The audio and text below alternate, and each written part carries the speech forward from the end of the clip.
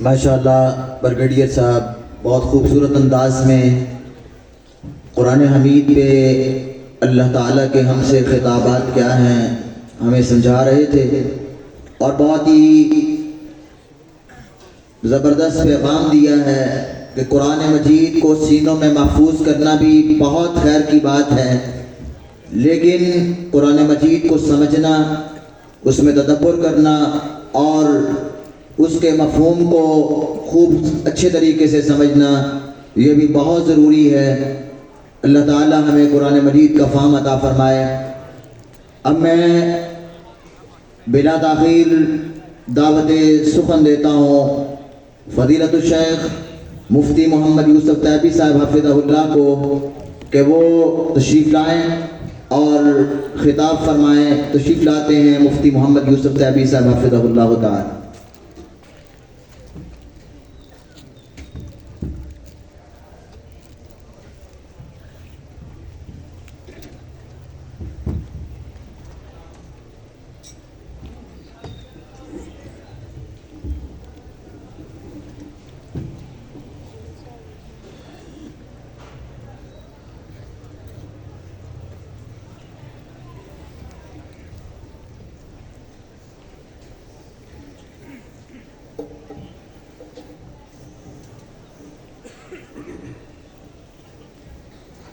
إن الحمد لله نحمده ونستعينه ونستغفره ونعوذ بالله من شرور أنفسنا ومن سيئات أعمالنا من يهده الله فلا مضل له ومن يضلل فلا هادي له وأشهد أن لا إله إلا الله وحده لا شريك له وأشهد أن محمدًا عبده ورسوله صلى الله عليه وسلم. أعوذ بالله السميع العليم من الشيطان الرجيم. يقول الله عز وجل: شهر رمضان الذي أنزل فيه القرآن هدى للناس وبينات من الهدى والفرقان. رمضان کا مہینہ وہ ہے جس میں قرآن نازل کیا گیا، جو لوگوں کے لیے ہدایت ہے، ہدایت کے واضح دلائل ہیں اور حق و باطل میں فرق کرنے والی کتاب ہے۔ اس آیت میں رب ذوالجلال والاکرام قرآن اپنی صفات خود بیان کر رہا ہے۔ قرآن کہتا ہے کہ میں ہدایت ہوں، ہدایت کے واضح دلائل ہوں اور حق و باطل میں فرق کرنے والی کتاب ہوں۔ قرآن حکیم کو سادہ پڑھنا یہ باعث برکت ہے، باعث اجر ہے، لیکن قرآن حکیم سادہ پڑھنے کے لیے نازل نہیں ہوا۔ وَمِنْهُمْ أُمِّيُّونَ لَا يَعْلَمُونَ الْكِتَابَ إِلَّا أَمَانِي۔ یہودیوں کے بارے میں اللہ فرماتے ہیں ان میں سے کچھ ایسے ہیں جو اپنی کتاب کو سوائے ناظرہ کے نہیں جانتے، ناظرہ کے سوا وہ نہیں جانتے۔ تو ناظرہ سیکھنا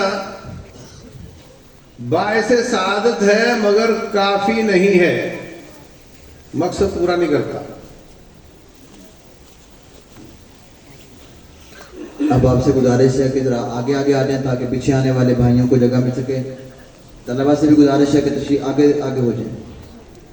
بس حفظ کے بچے اپنی جگہ پہ بیٹھیں، یہ درمیان میں جگہ خالی ہو جائے گی، پیچھے آنے والے انشاءاللہ یہاں پہ آ جائیں گے، باقی آگے والے سارے آگے ہو جائیں۔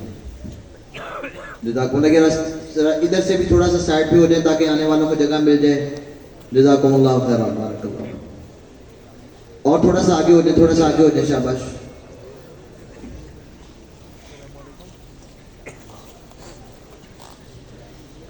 محترم بھائیوں، قرآن حکیم ہدایت کی کتاب ہے، یہ کتاب الہدایہ ہے،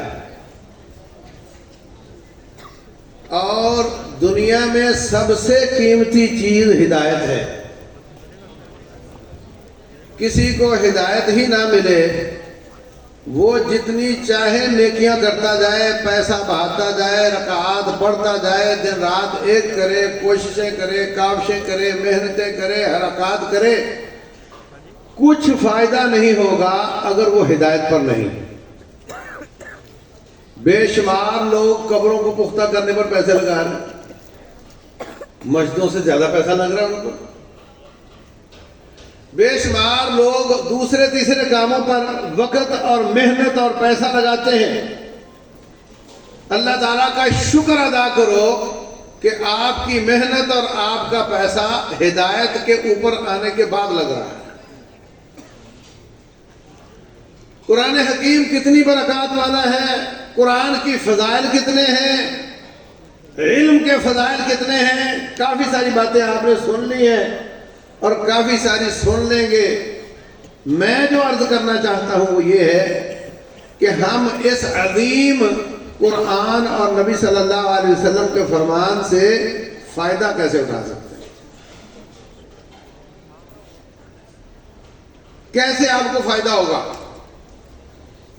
یہ ہے تو مفید، ہدی للناس ہے، وبینات من الہدی ہے، فرقان ہے. فائدہ تو اس میں بہت ہے، مگر آپ کو فائدہ کیسے ہوگا؟ فائدہ آپ کو تب ہوگا جب ہم اس کو سمجھ کر پڑھیں گے. ہمیں اس بات کا اندازہ رہنا چاہیے کہ قرآن حکیم دیکھنے میں یوں لگتا ہے کہ یہ کاغذوں کا مجموعہ ہے، جہاں رکھو وہیں پڑا رہتا ہے، سارا سال نہ اٹھاؤ تو وہیں پڑا ہوتا ہے. لیکن حقیقت یہ ہے کہ یہ قرآن بولنے والی کتاب ہے، یہ سفارش کرنے والی کتاب ہے، یہ شکایت کرنے والی کتاب ہے، یہ تیرے حق میں بولنے والی کتاب ہے، یہ تیرے خلاف بولنے والی کتاب ہے. القرآن حجت لک وعلیک. یہ قرآن جو اس کو پڑھتا رہا ہوگا، جو بقرہ اور آل عمران پڑھتا رہا ہوگا، رسول اللہ صلی اللہ علیہ وسلم فرماتے ہیں قیامت والے دن آئے گا، سورج قریب ہوگا، دھوپ شدید ہوگی، لوگ پریشان ہوں گے، پسینوں میں ڈوب رہے ہوں گے. اس وقت یہ صورتیں اس پر بادل بن کر سایہ کریں گے. 50,000 سال کا دن ہے، اس پر سایہ کریں گی. اور جب اس کے حساب کتاب کی باری آئے گی تو یہ صورتیں اس کا وکیل بن جائیں گی. وکیل چھوٹا لفظ ہے. ایک ہوتا ہے سفارشی. سفارش میں آپ جاتے ہیں کسی M N A M P A کے پاس، وہ فون کر دیتا ہے بھائی یہ فلاں آ رہا ہے، اس کو ذرا دیکھ لینا. یہ ہوتا ہے. اس سے بڑی بات ہے وکالت کرنا. وہ آپ کی طرف سے دلائل دے رہا ہوتا ہے، میرا موکل یہ چاہتا ہے، میرے موکل کا یہ موقف ہے، اس کی یہ دلیل ہے. اور وکالت سے اگلی بات ہوتی ہے جھگڑا کرنا. رسول اللہ صلی اللہ علیہ وسلم فرماتے ہیں تحاجان عن صاحبہما. یہ صورتیں رب ذوالجلال کے ساتھ اپنے پڑھنے والے کی طرف سے جھگڑا کریں. جھگڑا کیا ہے؟ وہ کہیں گی یا اللہ یہ ہمیں پڑھتا رہا ہے، اب ہم اس کے ساتھ ہیں، اور اب ہمارا فیصلہ یہ ہے کہ ہم اس کو آگ میں نہیں جلنے دیں. قرآن رب کے فیصلے ہیں کہ نہیں؟ قرآن رب کے فیصلے ہیں، یہ اللہ کا کانسٹیٹیوشن ہے. فیصلے تو ہو چکے ہیں، اب ان فیصلوں کو آپ نے اپنے حق میں کرنا ہے. پھر اللہ کا فیصلہ تیرے حق میں ہو جائے گا. اس کا طریقہ بتا دوں؟ بولو، عمل کریں گے؟ اچھا پہلے مجھے ایک سوال کا جواب دیں کہ جو اس مدرسے کے طالب علم اور استاد ہیں، ان کے علاوہ جو بھائی بیٹھے ہیں، وہ مجھے جواب دیں کہ آپ نے پچھلے شعبان سے اس شعبان تک ایک دفعہ قرآن جس نے ختم کیا ہے وہ ہاتھ کھڑا کر کے. اب دیکھ رہے ہو اور طالب علموں نیچے رکھو. دیکھ رہے ہو رزلٹ دیکھ رہے ہو. اور پچھلے شعبان سے اب تک جتنے بندے فوت ہو گئے ہیں اگر آج مجمع میں وہ ہوتے تو ان کا بھی یہی حال ہونا تھا نا. اس کا مطلب تقریباً 95% مسلمان قرآن کو چھوڑ کر مر گئے. اور قیامت والے دن رب الجلال فرماتے ہیں, نبی صلی اللہ علیہ وسلم فرمائیں گے وقال الرسول یا رب ان قوم اتخذوا هذا القرآن مہجورا. رسول کہیں گے یا اللہ ان لوگوں نے اس قرآن کو چھوڑ دیا تھا, اب میں ان کی سفارش نہیں شکایت کروں. پھر کیا بنے گا؟ تو ضروری ہے کہ قرآن کو اپنے حق میں کیا جائے. حق میں کرنے کے لیے جن لوگوں نے قرآن حفظ کر لیا مبارکباد کے مستحق ہیں, اور ان کے والدین کی محنت ہے, ان کے اساتذہ کرام بھی سارے مبارکباد کے, ادارہ بھی مبارکباد کا مستحق ہے. لیکن ہم جو سال میں ایک دفعہ آتے ہیں ہمارا کیا بنے گا؟ ہم جو سالانہ تقریب میں آتے ہیں, نہ ہم نے کوئی بچہ پیش کیا دین کے لیے, ہمارا کیا بنے گا؟ تو بھائیوں, قرآن کو اپنے حق میں کرنے کے لیے پہلا سٹیپ یہ ہے کہ قرآن کی الف با آپ کو آنی چاہیے. آتی ہے الف با تا ثا جیم ہا کا یاد ہے؟ کس کو یاد نہیں ہاتھ کھڑا کرو. جس کو یاد نہیں, کوئی بھی نہیں ہے. اور اگر میں سننے لگ گیا نا, سننے لگ گیا تو اکثریت کو الف با نہیں آتی. ہا اور ہا میں فرق آتا ہے, زال ضاد اور زا میں فرق آتا ہے, عین اور حمزہ میں فرق آتا ہے, سا سین اور صاد میں فرق کرنا جانتے ہیں؟ نہیں آتی. اور آپ یہ سمجھتے ہیں یار ایک جیسے تو ہے بس رگڑ دو. قرآن حکیم میں اللہ تبارک و تعالیٰ کے نام ہیں, جو اپنے باپ کا نام بگاڑ دے اس کو کیا کہو گے؟ اور جو اپنے رب کا نام بگاڑ دے, العزیز عزت والا, غلبے والا, اور جو عین حمزے میں فرق نہیں جانتا اس کا معنی رونے کی آواز, رب کا نام بگاڑ دیا. اور اگر میں مثالیں دوں کہ حروف کو غلط پڑھنے سے کتنے کتنے معانی تبدیل ہو جاتے ہیں تو ایک لمبی بحث ہو جائے گی. میں یہ کہنا چاہتا ہوں, لمبی لمبی تجوید کی کتابیں قاری حضرات نے بھی بھر کے قلم لگا دیا ہے. یہ حروف ذلقیہ ہیں, یہ ہمسیہ ہیں, یہ جاہلیہ ہیں, یہ ادراس ہیں, یہ دواحق ہیں, یہ تواہن ہیں. عام آدمی بیچارہ پریشان ہو جاتا ہے کہ اس کے بغیر ہی اچھا ہو. اللہ معاف کرنے والا ہے. تو بھائیوں کم از کم الف با یاد کر لو. رمضان آ رہا ہے, اپنے قاری صاحب سے الف با صحیح پڑھنا سیکھ لو. اور نمبر 2, علماء کرام اعتراض نہ کریں تو با زبر با, با زبر الف, با تھوڑا سا لمبا, نون زبر نا, نون زبر الف, نا تھوڑا سا لمبا. یہ ایک تختی یاد کر لو اور حروف کو صحیح پڑھنا سیکھ لو, انشاءاللہ آپ گناہ سے نکل جائیں گے. اور باقی ساری تجوید بہتری کے لیے ہے, تحسین کے لیے ہے, زیادہ اجر کے لیے ہے, لیکن جو کم از کم لازم ہے نا وہ اتنی ہے. آپ پڑھتے ہیں وَأَنزَلْنَا مِنَ السَّمَاءِ, ہم نے آسمان سے پانی نازل کیا. اور اگر نون زبر نا, نون زبر الف نا, اس میں فرق نہ آتا ہو تو پھر پڑھتے ہیں وَأَنزَلْنَا مِنَ السَّمَاءِ, اس کا معنی ان عورتوں نے پانی نازل کیا. توحید والوں, یہ کفر اسلام کا مسئلہ ہے. رسول اللہ صلی اللہ علیہ وسلم فرماتے ہیں آج رات بارش ہوئی ہے, کچھ لوگ, اللہ فرماتے ہیں کچھ لوگ آج کافر ہو گئے, کچھ لوگ آج مسلمان ہو گئے. پوچھا گیا وہ کیسے؟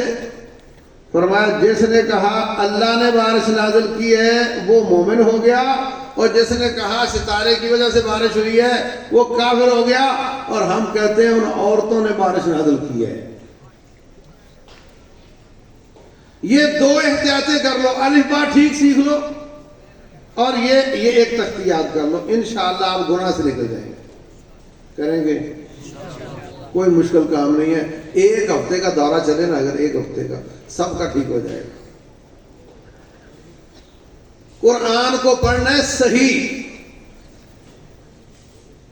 ہر حرف پر 10 نیکیاں بھی ملیں گی، اور صرف پڑھنا سیکھنا ہی نہیں بلکہ پڑھنا بھی ہے۔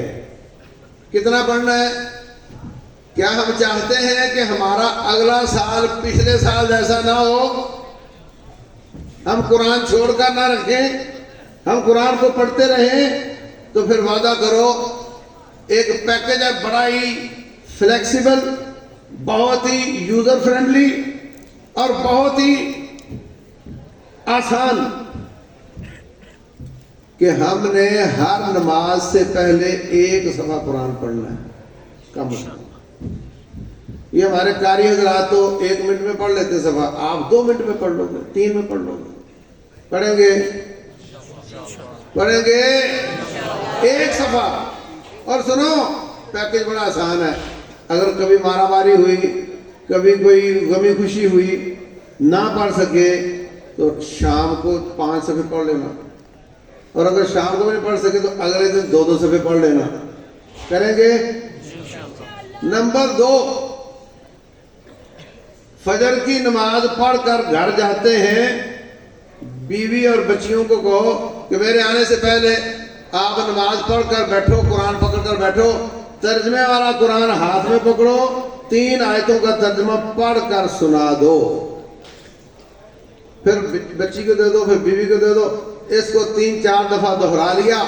جہاں سمجھ نہ آئے فون پر علماء سے رابطہ کر لو، روزانہ قرآن آپ کے گھروں میں اس کی آواز گونجے گی، روزانہ شیاطین اس سے بھاگ جائیں گے اور آپ قرآن سے گزر جاؤ گے۔ ہدی للناس وبینات من الہدی والفرقان، یہ جب آپ ہدایت کے اندر سے گزرو گے تو انشاءاللہ رب ذوالجلال سیدھا راستہ بھی دکھا دے گا اور الجھی ہوئی گتھیاں سلجھا دے گا انشاءاللہ۔ ہم گمراہ اس لیے ہوتے ہیں کہ ہم دکان ہٹی میں بہت چالاک اور خراٹ ہوتے ہیں، اور جب مسجد میں آتے ہیں تو مولوی صاحب کے کندھے پہ ہاتھ رکھ کے آنکھیں بند کر کے عقل کا سوئچ آف کر دیتے ہیں کہ ٹھیک ہے مولوی صاحب جدھر لے کر جانا لے جاؤ۔ پیچھے ایسے امام کے ایک کہتا ہے مفتی صاحب نے ایک اچھا پیکج، بینکوں نے ایک اچھا پیکج دیا ہے، جلدی جلدی لے لو کہیں مفتی صاحب فتویٰ واپس نہ لے لیں۔ مطلب اس کا دل کہہ رہا ہے کہ غلط ہے، مگر وہ مفتی صاحب کے کندھے پہ ہاتھ رکھ کے آنکھیں بند کر رہا ہے۔ اس طرح ہدایت نہیں ملتی۔ رسول اللہ صلی اللہ علیہ وسلم فرماتے ہیں، صحیح بخاری کی حدیث ہے، فرمایا انکم لتختصمون الی، تم میرے پاس کیس لے کر آتے ہو، وانما انا بشر مثلکم، میں بھی تم جیسا انسان ہوں، اور تم میں سے بعض لوگ اپنی دلیل کو بنا سنوار کر پیش کرنے کی مہارت رکھتے ہیں۔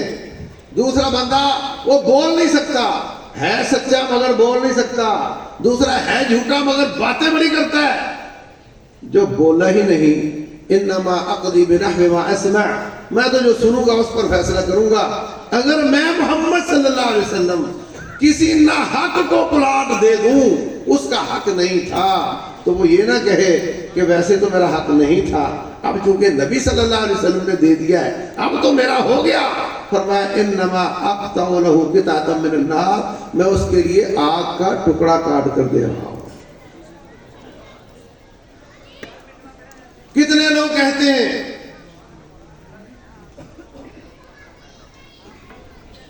وہ بھی قرآن پڑھتا ہے، یہ بھی قرآن پڑھتا ہے، ہمیں تو سمجھ نہیں آتی سچ کیا ہے، حق کیا ہے۔ تجھے اس لیے سمجھ نہیں آتی کہ تو نے اپنے عقل کا سوئچ آف کیا ہوا ہے۔ خود پڑھ اس کو، ہر آیت بول بول کر ہدایت دیتا ملتی ہے، اور قرآن کی ایسی ایسی آیات سے بھی ہدایت نکلتی ہے جس میں ہمیں سمجھ نہیں آتی کہ کیسے نکلتی ہے۔ اللہ تبارک و تعالی ہر آیت سے لوگوں کو ہدایت دے رہا ہوتا ہے۔ ایک شخص نے کسی انگریز کو انگریزی کا ترجمہ دے دیا قرآن کا، وہ بحری بیڑے کا کمانڈر تھا، پڑھتا رہا، جب اللہ کے اس فرمان پر پہنچا،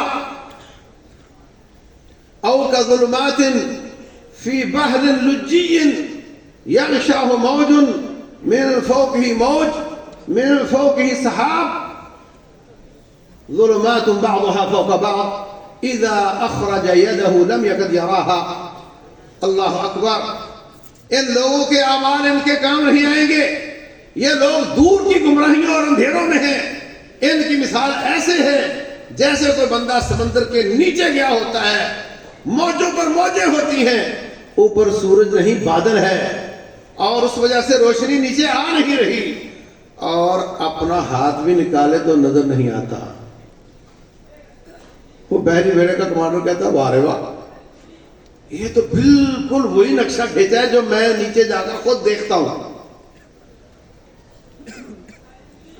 لگ رہا ہے کہ یہ محمد جس نے قرآن لکھا ہے نا، نعوذ باللہ، یہ بھی میری طرح کا ڈائیور ہی ہوگا، غوطہ خور ہی ہوگا۔ جب طریق خشکی پہ آیا، جس نے اس کو قرآن دیا، اس کو کہا قرآن تو میں نے پڑھ لیا، اس میں ایک عجیب آیت میں نے پڑھی ہے اور وہ نیچے کا نقشہ کھینچا ہے، تو تم یہ بتاؤ کہ تمہارا نبی محمد صلی اللہ علیہ وسلم جس نے قرآن لکھا ہے وہ میری طرح کا بحریہ کا کمانڈر تھا؟ تو وہ بندہ مسلمان کہتا ہے یہ قرآن انہوں نے نہیں لکھا، یہ تو آسمان سے نازل ہوا ہے، اور ہمارے نبی محمد صلی اللہ علیہ وسلم وہ تو انہوں نے جو سمندر کا زندگی میں سفر تک نہیں کیا۔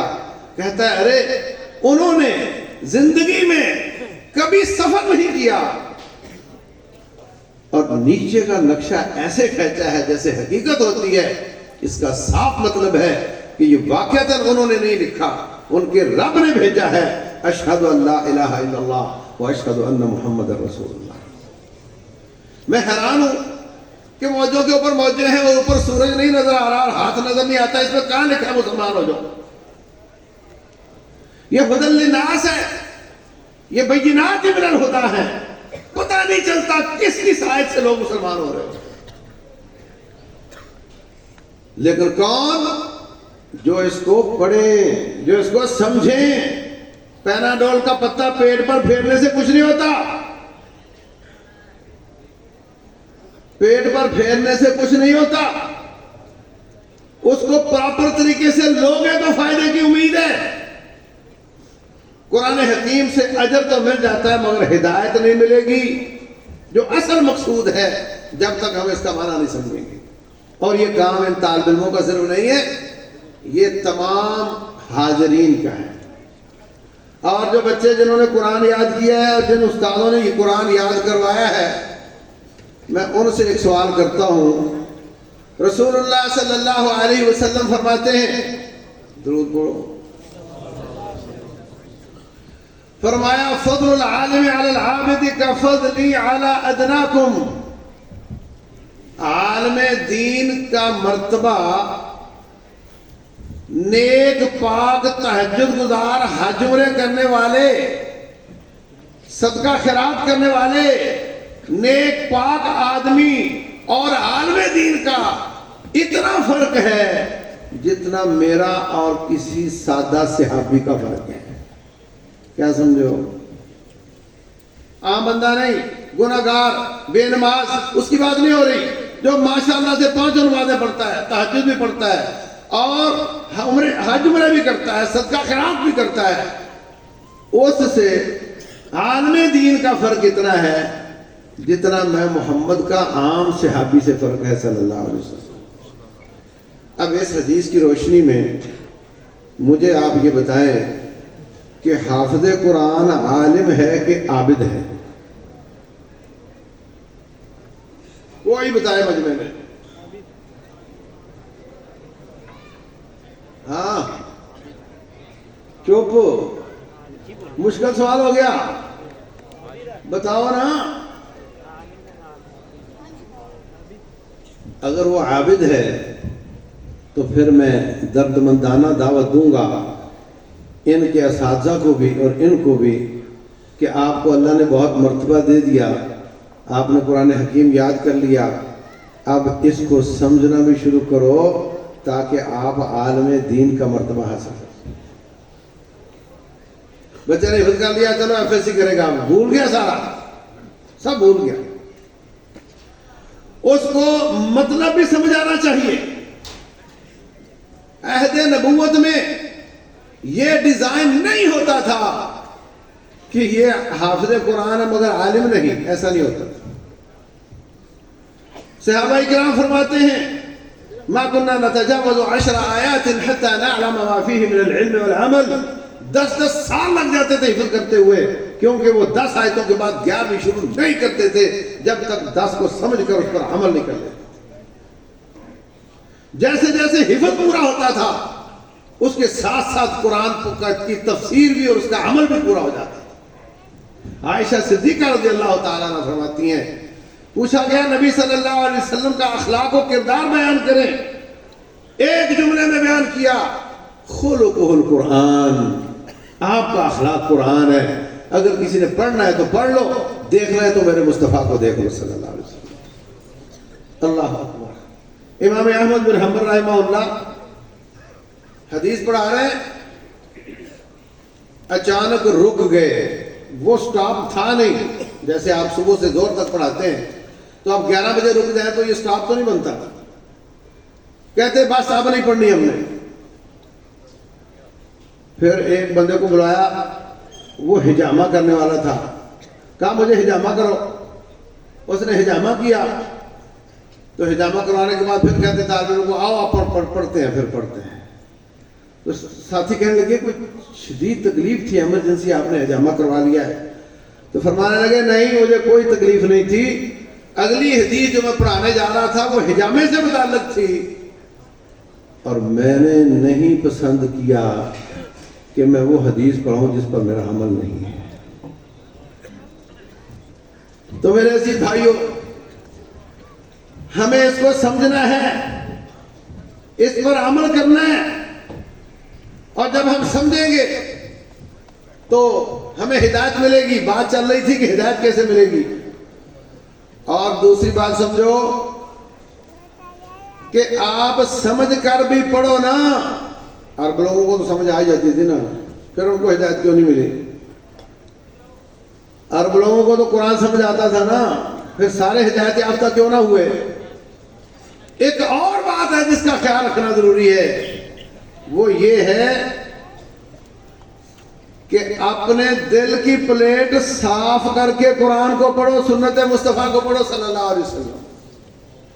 اگر دل کی پلیٹ پہ لکھا ہوا ہے میرا امام یہ ہے، میرا پیر یہ ہے، میرا پیشوا یہ ہے، میرا مقتدا یہ ہے، عقیدہ میرا فلاں والا ہے، عمل فقہ میری فلاں والی ہے، اب قرآن اور سنت کو پڑھتا ہوں تاکہ اپنے امام کو سچا ثابت کر سکوں. اور پڑھتے ہوئے پتہ کیا بولتے ہیں؟ کہتے استاد جی یہ حدیث ہمارے امام کے خلاف ہے، اس کا کیا جواب ہے؟ جب بھی اٹھیں گے. ویسے تو پڑھنے والے اور بولنے والے استاد کے سوا باقی سو رہے ہوتے ہیں، اگر کوئی جاگ بھی رہا ہو وہ یہ سوال کرتا ہے استاد جی اس کا کیا جواب ہے؟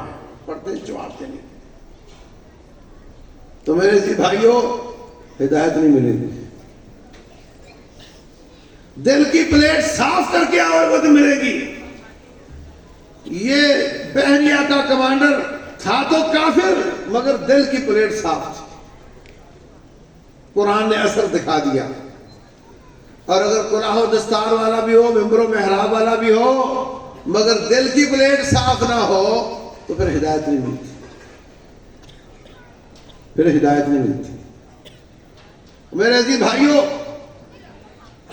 روٹین میں اللہ تبارک و تعالی ہدایت مانگنے والوں کو دے دیتا ہے، لیکن جو ہدایت آنے پر ناقدری کرے رب ذوالجلال اس کو ترجمہ سمجھنے کے باوجود، تفسیر سمجھنے کے باوجود ہدایت سے محروم کر دیتا ہے. وہ پوری کوشش بھی کرے تو ہدایت سے محروم ہوتا ہے. آپ کا 3 سال کا بچہ کہے ابو بسکٹ دے دو، آپ دے دو، وہ کھا لے، ابو اور دے دو، اب اور دے دو، ابو اور دے دو، اب اور دے دو. اور اگر وہ کہے بسکٹ دے دے اور توڑ کر پھینکے، کہے اور دو، ہاں اگر آپ اول تو آپ دیں گے نہیں، اگر دے دیے تو پھر توڑ کر پھینکے، اگر اور دو، پھر آپ کی بیوی کہہ رہی ہوگی مت دو اس کو، توڑ کے پھینک رہا ہے. تیرا بسکٹ 2 روپے کا ہوگا، 5 روپے کا ہوگا. کیا رب کی ہدایت اس سے بھی سستی ہے کہ تو اس کو توڑ کر پھینکے، تو اس کی قدر نہ کرے، تو اس کی پرواہ نہ کرے اور تجھے ہدایت دے دے؟ ایسا نہیں ہوتا. اللہ تبارک و تعالیٰ فرماتے ہیں سأصرف عن آیاتی الذین یتکبرون فی الارض بغیر الحق. جو لوگ ناحق تکبر کرتے ہیں میں اپنی آیات کو ان سے دور کر دیتا ہوں، میں اپنی آیات کو ان سے دور کر دیتا ہوں. عزیز بھائیو، تکبر کیا ہے؟ رسول اللہ صلی اللہ علیہ وسلم نے فرمایا تکبر جس کے دل میں ذرہ برابر ہوا اس نے جنت میں نہیں جانا. صحابہ پریشان ہو گئے. کلنا یحب ان یکون نالہ حسنا وثوبہ حسنا. اے اللہ کے رسول، ہم تو چاہتے ہیں اچھے صاف ستھرے کپڑے ہوں، جوتی اچھی ہو. اگر ذرہ برابر تکبر آ گیا جنت حرام ہو جائے گی تو ہمارا کیا بنے گا؟ رسول اللہ صلی اللہ علیہ وسلم فرماتے ہیں یہ تکبر نہیں ہے. ان اللہ جمیل یحب الجمال. تکبر یہ ہے بطر الحق وغمط الناس. حق سمجھ آ جائے پھر اس کو ٹھکرا دے تو یہ تکبر ہے. لوگوں کو حقیر سمجھے یہ تکبر ہے. اللہ فرماتے ہیں سأصرف عن آیاتی الذین یتکبرون فی الارض بغیر الحق. جو اللہ کی آیات کے ساتھ یہ سلوک کرے کہ سمجھ آ جانے کے بعد پھر اس کے پر عمل نہ کرے، عزم نہ کرے اور اس کی ناقدری کرے، پھر ہم اس سے اپنی آیات کو دور کر دیں. پھر کیا ہوتا ہے؟ وَإِن يَرَوْا كُلَّ آيَةٍ لَا يُؤْمِنُوا بِهَا. سارا قرآن پڑھ جاؤ، ایمان نہیں لائیں گے. وَإِن يَرَوْا سَبِيلَ الرُّشْدِ لَا يَتَّخِذُوهُ سَبِيلًا. سیدھا راستہ دیکھیں گے مگر چل نہیں سکیں گے، ہم اس کی توفیق چھین لیتے ہیں. وَإِن يَرَوْا سَبِيلَ الْغَيِّ يَتَّخِذُوهُ سَبِيلًا. ٹیڑھا راستہ دیکھیں گے اس پر چلیں گے. یا اللہ ان کی مت کیوں مار دی، کیا ہوا ان کو؟ فرمایا اس لیے ذَلِكَ بِأَنَّهُمْ كَذَّبُوا بِآيَاتِنَا. اس لیے کہ انہوں نے ہماری آیات کو جھٹلایا. وَكَانُوا عَنْهَا غَافِلِينَ. اور وہ غفلت کا برتاؤ کرتے تھے. میرے عزیز بھائیوں اور بہنوں، جب بھی درس ہو، جب بھی تقریب ہو، جب بھی خطبہ جمعہ ہو، جو بات بتائی جائے، جو قابل عمل کہا جائے، وہاں بیٹھے بیٹھے اس پر عمل کرنے کا عزم کر لیا کرو. جس سے منع کر دیا جائے اس سے باز آ جایا کرو.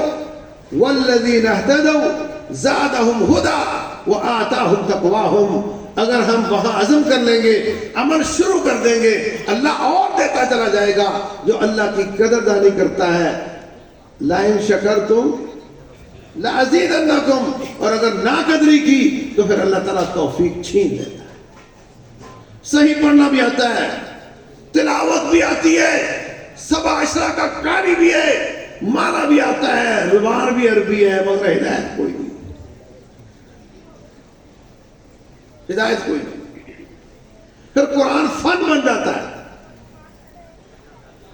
ہدایت نہیں ملتی.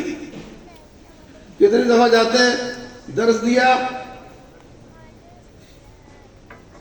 گھر میں لے کے پہلے کھانا کھلانا ہے، پچھلے سال بھی ادھر ہی، اگلے سال بھی ادھر ہی، اگلے سال بھی ادھر. اور وہ کہہ رہا ہوتا ہے وہ جی ماشاءاللہ سے جہاں سے آپ بیٹھے ہیں یہاں پہ علامہ صاحب بھی آئے تھے، حافظ صاحب بھی یہاں بیٹھے تھے. ہم علماء کی بڑی خدمت کرتے ہیں.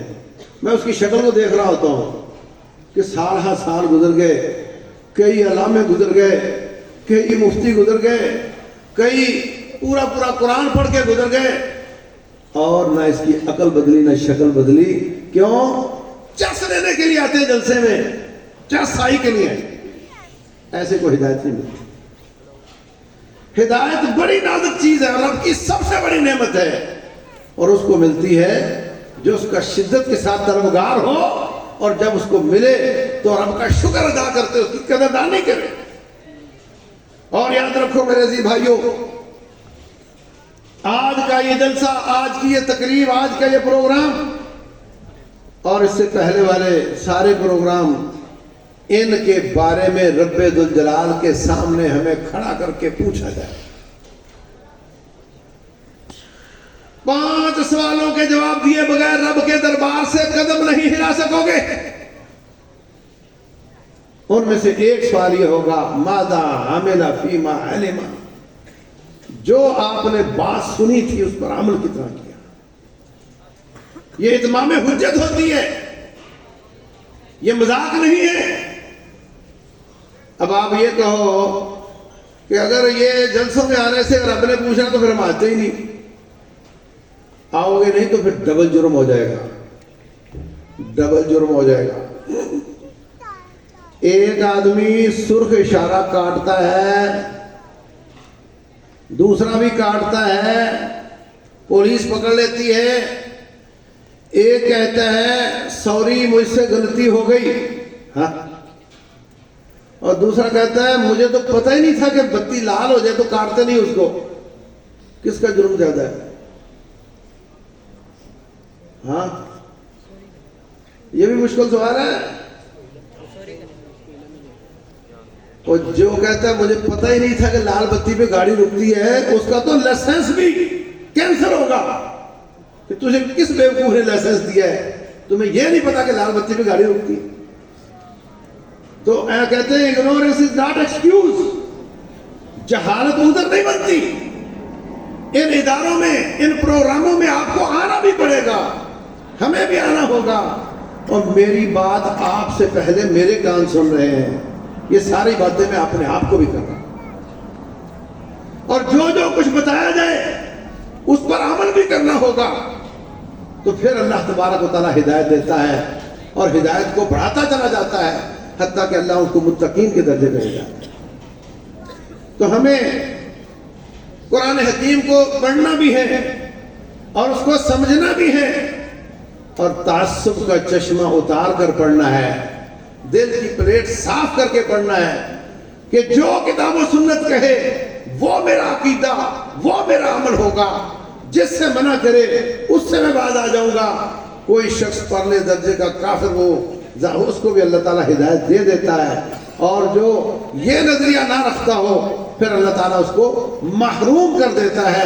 توفیق اللہ تعالیٰ کی طرف سے ہے۔ آخری بات سن لو، جو احادیث اور آیات آپ پڑھتے ہیں، لو شاء لہداکم اجمعین، اللہ چاہتا تو سب کو ہدایت دے دیا ہوتا، اللہ چاہتا تو وَلَوْ شِئْنَا لَآتَيْنَا كُلَّ نَفْسٍ هُدَاهَا، ہم چاہتے تو ہر ایک کو ہدایت دے دیے ہوتے۔ ان کا مطلب بھی یہی ہے، مَن يَهْدِهِ اللَّهُ فَلَا مُضِلَّ لَهُ، جس کو رب ہدایت دے اس کو کوئی گمراہ نہیں کر سکتا، اور جس کو رب گمراہ کرے اس کو کوئی ہدایت نہیں دے سکتا۔ اور رب کس کو گمراہ کرتا ہے؟ جو اس کو سمجھتا نہیں، یا سمجھتا ہے مگر تعصب کا مارا دل کی پلیٹ صاف کر کے نہیں آتا۔ اللہ تبارک و تعالی ہمیں سمجھنے اور عمل کرنے کی توفیق عطا فرمائے۔ اپنی اولادوں کو پیش کرو، اپنے خاندان میں اپنا کوئی بھانجا بھتیجا، کوئی پوتا نواسا، اور نہیں تو محلے کا کوئی بچہ، اس کے والد کو مطمئن کر کے لے آؤ۔ ہم دنیا سے چلے جائیں گے، یہ بچے، ان کی تعلیم، ان کے شاگرد، ان کی دعوت، اس پر عمل کرنے والے، ان کی وجہ سے اللہ ہمیں درجات کی بلندی عطا کرتا رہے گا۔ یہ کام بھی اپنی جگہ کرنے کا ہے، اور جو میں نے ہر شخص کے لیے بتایا، ہم سب کو اپنے آپ کو ایجوکیٹ کرنا ہے۔ وہ کام بھی جتنا عمل ضروری ہے اتنا علم بھی ضروری ہے، جتنا عقیدہ ضروری ہے اتنا علم بھی ضروری ہے، وہ بھی سیکھنا ضروری ہے۔ اللہ تعالیٰ دونوں لیول پر عمل کرنے کی توفیق دے۔ واللہ اعلم، وصلی اللہ وسلم وبارک علی نبینا محمد۔